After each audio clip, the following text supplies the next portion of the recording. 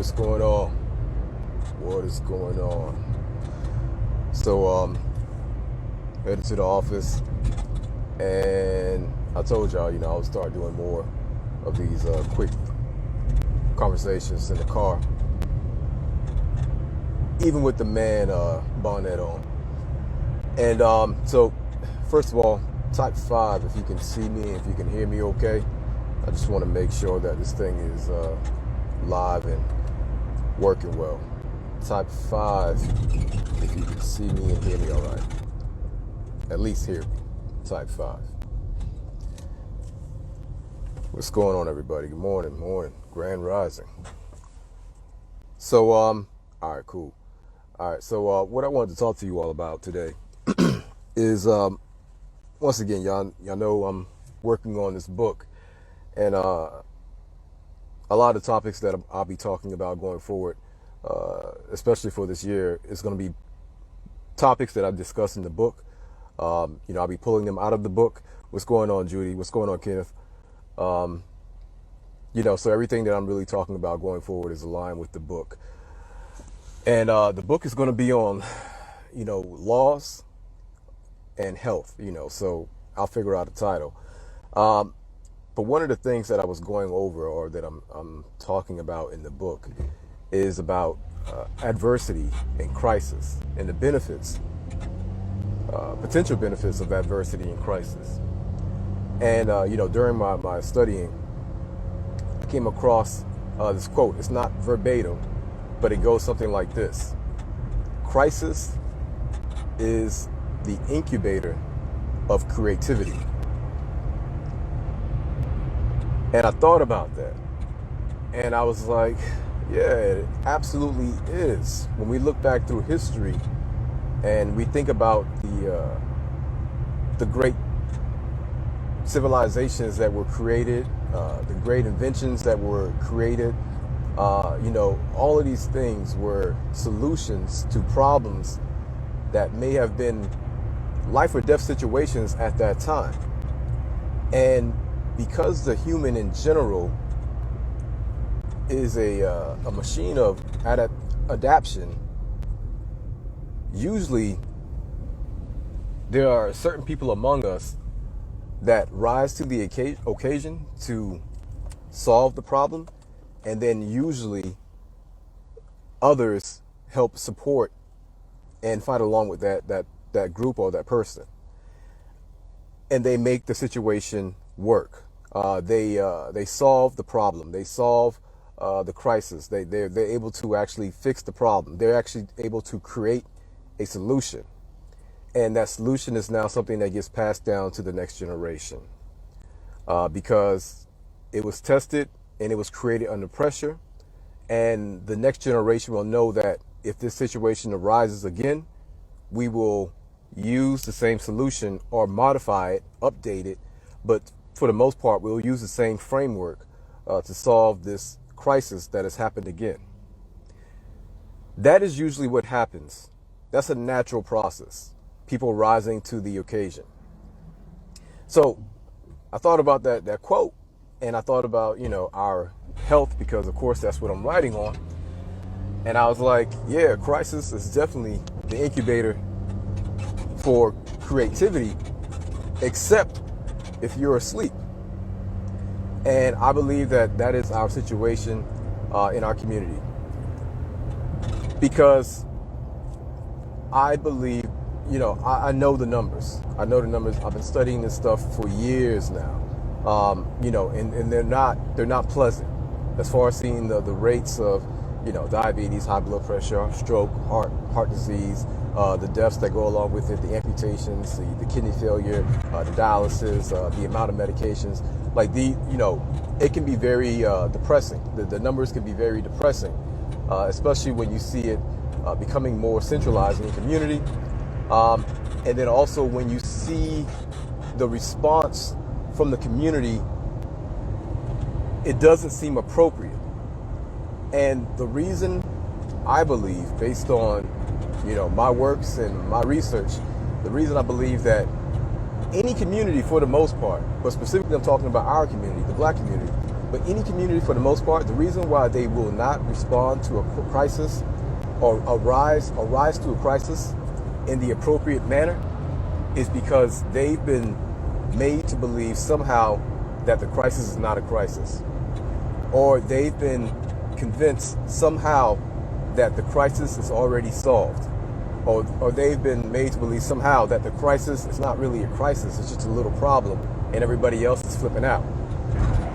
If you're able to get people to sleep during a crisis, the people who are able to get them to sleep during a crisis are going to come up big. Huge. Now, those who are the victims of the crisis, you're going to do horrible. Not only will you do horrible, but the generations after you will be pushed back and have to start multiple steps back from where you started off at. So instead of them starting off at level 5, because of the sleepiness going on during the crisis, they'll have to start at level 3 or 2. They'll be pushed back. That's what they talk about when they say, pushing a generation back. And so there are people, there are groups, there are systems that will always do this. Like, this is something that's been around and it's always going to take place, right? But not on my watch. And so once again, I'm not trying to force anyone to do anything.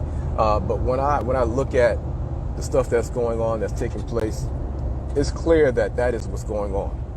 And it's clear that has been going on. We don't lack any evidence when it comes to how horrible our health conditions are. We don't lack any evidence. Like, I remember being so fed up, frustrated and angry, I would say is the word, of going to funerals after funerals after funerals, and not mad at the people, or not angry at the people or my loved ones, but just the situation.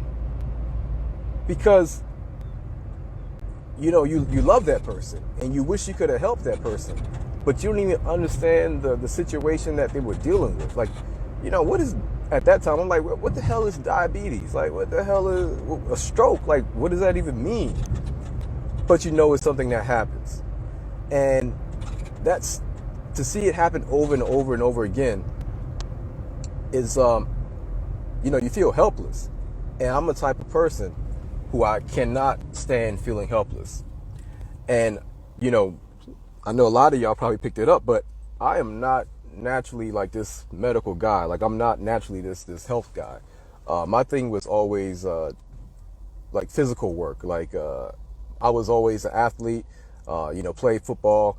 My dream was to play football, NFL level. So I was always like athletically bound or more pulled to that direction. The whole books and reading and all that stuff, like, no, I'm like, miss me with that. But I remember my cousin, big cousin, love him, look up to him, still look up to him.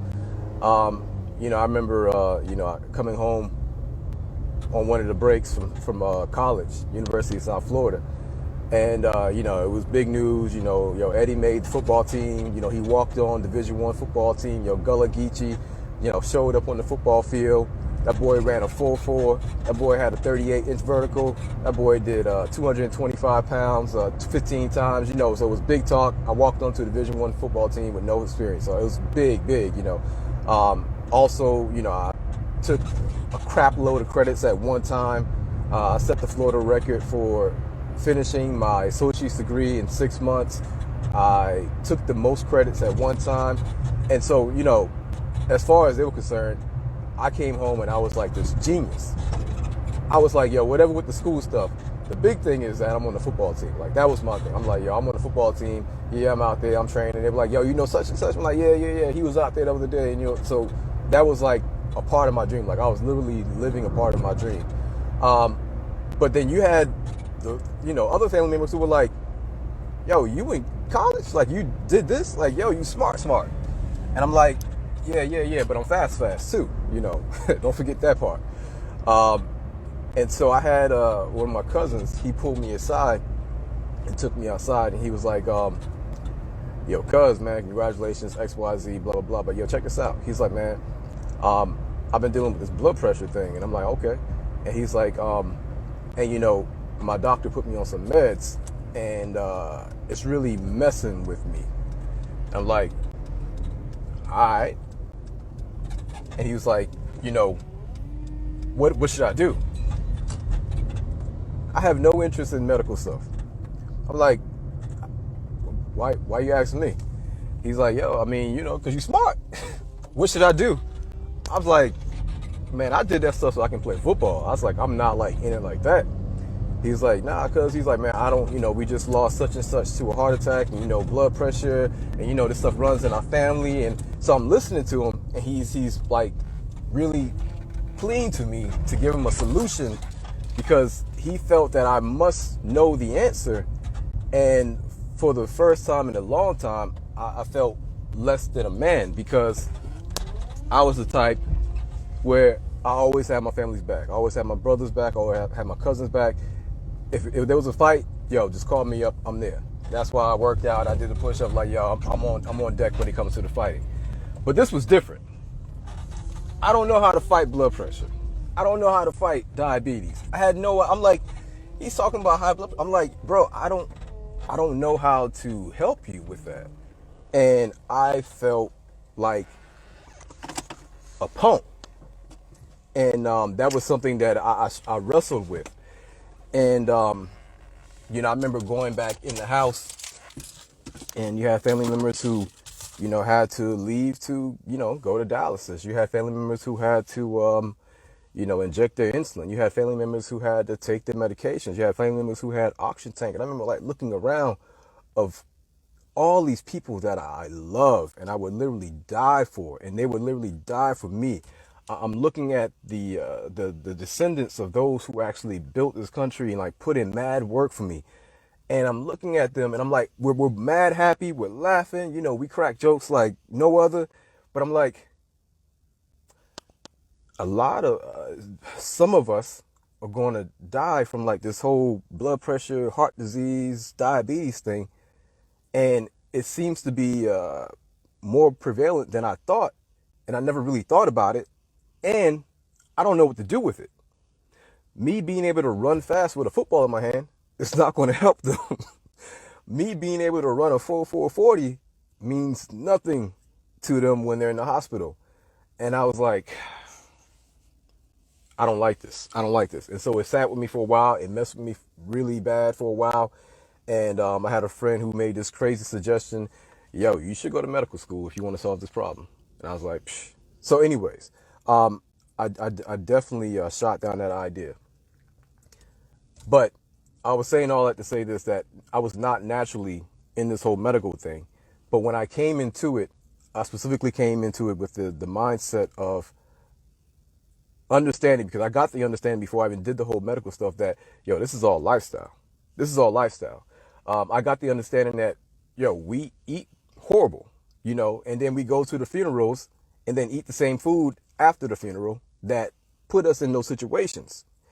And I remember seeing all of these things take place.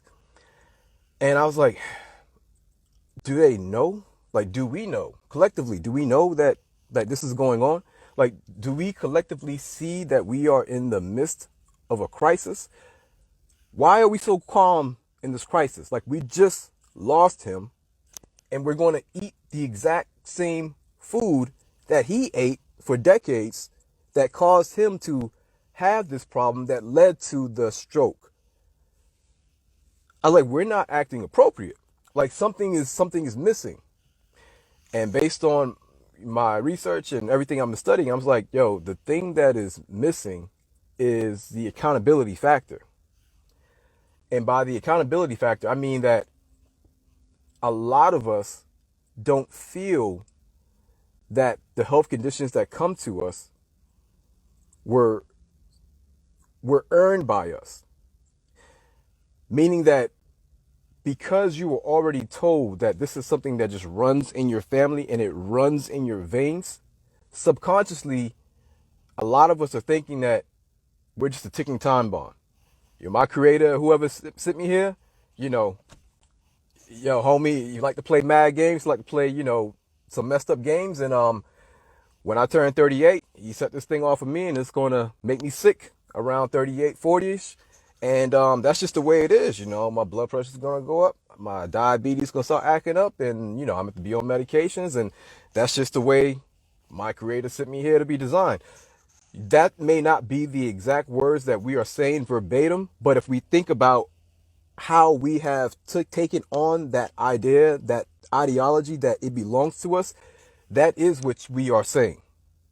If you are believing the things of this world, such as, high blood pressure runs in your family, type 2 diabetes runs in your family, these things are just bound to happen, then once again, in a way, you are saying that you're destined to be sick. You're saying that something, somebody, whatever you want to believe sent you here is playing this cruel, mean trick, just joke on you, to make you his ticking time bomb, to have to be dependent on medications that won't work, to make sure that you're not able to live your best life.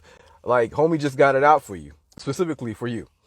And I reject that. I reject all of that. Not only because it's a horrible way of looking at the world and life, but it's just a lie. It's a flat out lie.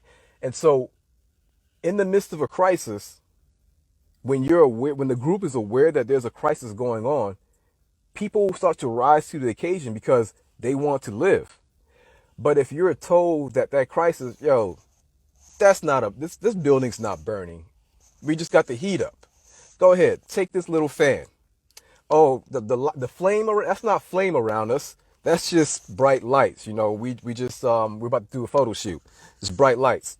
Here, take this ice and take this fan. Bro, there's a burning building. You need to get out ASAP. And so with this situation with our health and us being so reliant on this healthcare system, the only way that this thing can continue to happen in the way that it's happening is if we are completely oblivious of the dire situation that we are in and that we were already in. This virus, this pandemic, you have to understand that whatever that is truly not your biggest concern when it comes to the crisis of health. The biggest concern was already taking place for decades on end. Decades. When we look at who's largely negatively impacted by this virus, we see the categories that they fall in. And it's very predictable. Obesity, high blood pressure, type 2 diabetes, certain medications. But largely, when we look at the foundation, the platform of those things, we're talking about insulin resistance. Insulin resistance is a lifestyle condition. It is something that is brought on to the body based on our lifestyle, based on the things that we eat, based on the things that we drink, based on the movement that we do or do not do. It's based on those things. Like, it is all, whether it's purposely or unintended, like, it's all earned by us based on our actions. And so that is something that's been going on because it's evident in our rates of heart disease. It's evident in our rate of stroke. Like, everybody knows, the black community, when it comes to health, everybody knows what that is horrible. Like, everybody knows that. Like, that is not a shock. And so, but since you're told that it just runs in your family and it's going to happen, we go back to sleep because we're like, all right, it's not really a crisis. Like, it's just going to happen. And so what we're saying to ourselves is that we're just destined to be sick. But if we shift that thinking to, health is my birthright. I'm supposed to be healthy. I'm supposed to be healthy so that I can actually live out my purpose. And in order for me to live out my purpose and have reach my max potential, I need the vessel to do that. Health is my birthright. I'm not destined to be sick. If we were to have a paradigm shift and saw health as our birthright versus blood pressure running in our family or diabetes running in our family, we will be like, oh shoot, we are in a crisis, and this crisis is being caused by food. And once we get to that point, we're going to look around our communities and we're going to say, holy crap, we're in a war zone. Popeyes, Chinese restaurant, liquor store, gun shop. Like, hold on, wait a minute. You trying to tell me we're in a freaking crisis? And these people are around here taking advantage of the crisis? I told you, somebody's always going to take advantage of the crisis. And somebody's always going to feel that heavy weight of the impact from being in a crisis and being the victim of a crisis. But not only you, the future generations will also have to deal with that crisis that you slept through. And so if you're sleeping through a crisis and people are able to benefit off of your sleeping during the crisis, your children and their children and your children's children will have to start levels behind where you started off at. Whereas we're supposed to start at level 5. Yo, let's make it to level 11. I'm sorry, level 7. Yo, great job. Yo, daddy's passing off the baton. You go. Daddy started at 7. I'm taking this thing to 10. Good job, baby. Pass that thing down. Pass it on to the grandson. Yo, mama started right here. I'm taking this thing to 15. But man, it is depressing as hell when you have to look back in the 40s, 50s, 60s and see certain situations and conversations that are taking place, and you feel like they're talking about today, and you're wondering, did we freaking move or progress at all? And those things and those feelings come out of people sleeping during a crisis. Listen to me and listen to me well. That virus thing that is a pandemic, you have to understand that before that pandemic, we were already in a pandemic. We already were in the midst of a crisis. And the system was telling you, hey, shh, you're not in a crisis. Nah. The health thing, shh, go back to sleep. No. Yeah, listen, this thing runs in your family. There's not too much you can really do about it. It's okay. Go back to sleep. We'll take care of it. We'll give you some medications. We'll look out for you. We got you. Yeah, we got a clinic we just put up in your community. Don't worry about that. Oh, no, we just set that dialysis clinic up. So, if the time comes and you need dialysis, we got you right here. Don't worry. We're going to take care of it. We got you. Oh, you need a procedure, the stent? Okay, don't worry about it. We got you. Oh, if you need the amputation, don't worry about it. We got you. We got you. It's not your fault. There's nothing you could have done. And you know what? What else we're going to do? We're going to put a Popeye's chicken right here. Oh, they just started a chicken sandwich promotion. Oh my goodness. Hey, look at y'all. Oh, woo. Oh man, yo, dog, great. Right next to the Popeye's chicken is the Asian shop. After that, that's the dollar shop. And then after that, that's the liquor stop. And just go to sleep. Have fun. Like, stay in your little plaza, eat your food, go to the clinic, go to the dialysis, go to the nail shop, go to the shoe shop, and then go to sleep, and then wake up and do it again. And then when your children get to that age, matter of fact, the children don't even need to get to your age, because we're kind of getting them at a younger age. And we'll take care of them too. We'll make sure we keep them asleep as well. That's what's going on. That is what's going on. Crisis is supposed to be the incubator for creativity, but it does not happen when you are asleep. The healthcare system, the system in general, has put many of us asleep and has every intentions on keeping you asleep, because you being asleep during a crisis means bank on that side for them. And that's cool. Do what you do. Fall where you fall on those decisions, but I'm not going to be a part of it. And those who want to also not be a part of it, that's what H-BAMN is over here for. If you want to continue to drink that Kool-Aid and believe that their ice is colder, cool. You have every right to do that. Don't let anybody make you feel bad for doing it. You have every right to do it. But understand that there are consequences, hardcore consequences that come along with it.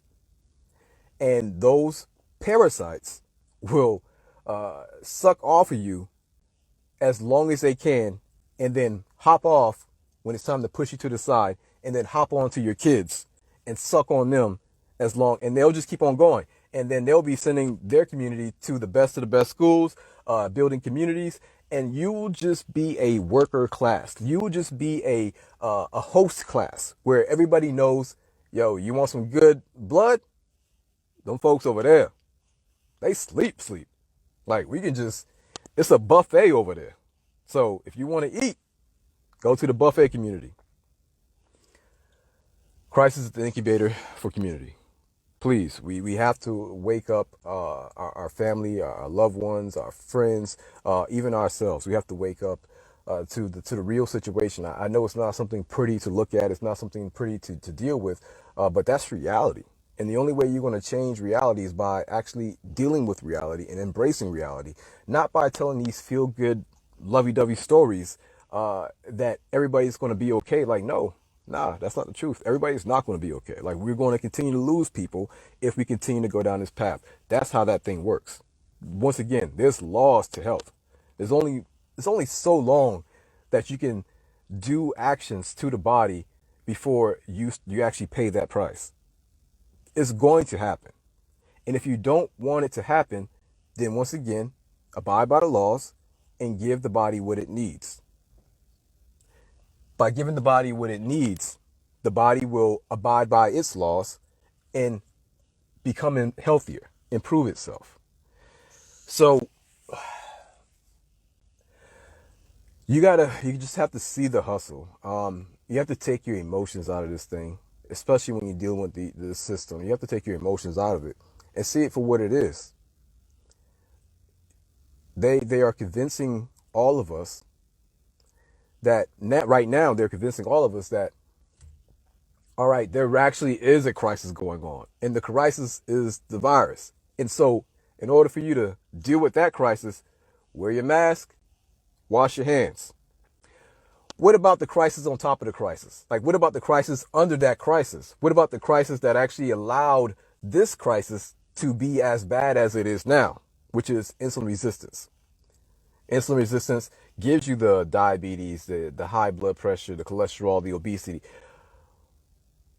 They put you to sleep on that side, but they wake you up and say, hey, we need you to fight our crisis. We need you to fight the crisis. We need you to wake up to the crisis and, get in line with this one and put on your mask and wash your hands. Well, what about the vitamin D deficiency? And, we need more studying. We need more research. We don't really know yet. Oh, but y'all came up with that vaccine in like 6 months, bro. And y'all talking about y'all still need research on vitamin D. Man, is you slick or are you stupid? Not y'all, but like them. Like, are you slick or are you stupid? Like, they're slick. You ask them about fasting. We still need to do more research. The evidence looks promising, but the research is still, like, fasting's been around for a long time. Billions of people have done fasting, and these folks are still acting like we're not really sure. But that vaccine, no, we came up with that shit in like 6 months, bro. So once again, you gotta take emotions out and just see it. Be like, all right, I see how y'all playing. I see it. I don't like it, but I understand that is what you're going to do. And so since that is what you're going to do, I'm going to act appropriately. I'm going to act accordingly. My goal, my purpose, supersedes your purpose for me. Like, you're not going to be out here deciding, all right, we got 5 in that household. Out of that 5, we need 3 eventually to become diabetic, and 2 of those 3 to eventually get on dialysis. You don't think people are writing out the household destiny? They are. They are. Like, they're just looking at stats and they're looking at averages and they're like, all right, well, based on this number and the fact that they're African American, out of this family of 6, 4 of them are going to have this situation. Out of that 4, 3 of them are going to need this, and out of that 3, 2 are going to end up right here.